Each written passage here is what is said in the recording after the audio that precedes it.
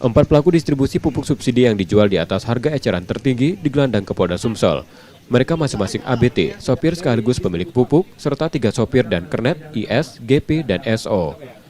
Polisi menyita 17,2 ton pupuk subsidi dan 2 truk pengangkut pupuk yang berasal dari Lampung dan rencananya akan dijual di Banyuasin.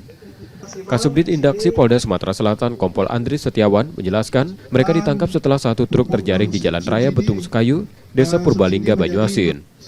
Pengembangan lebih lanjut menangkap 1 truk lagi di lokasi yang sama. Para pelaku menjual pupuk dengan harga di atas harga eceran tertinggi.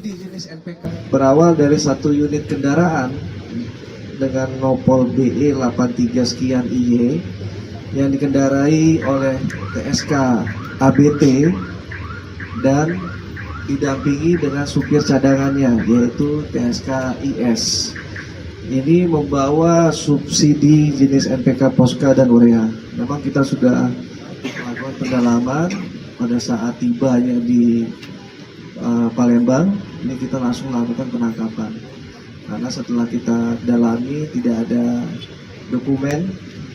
Dari hasil pengembangan tersebut didapat kembali 1 unit truk BE 90 sekian Q yang dikendarai oleh TSK GP dan saksi saudara EP mengangkut pupuk juga tanpa dilengkapi dokumen.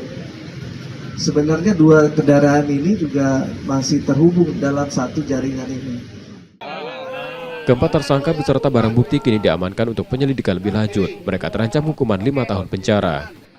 Muklas Diferensial, Kompas TV, Palembang, Sumatera Selatan. Bebas deh.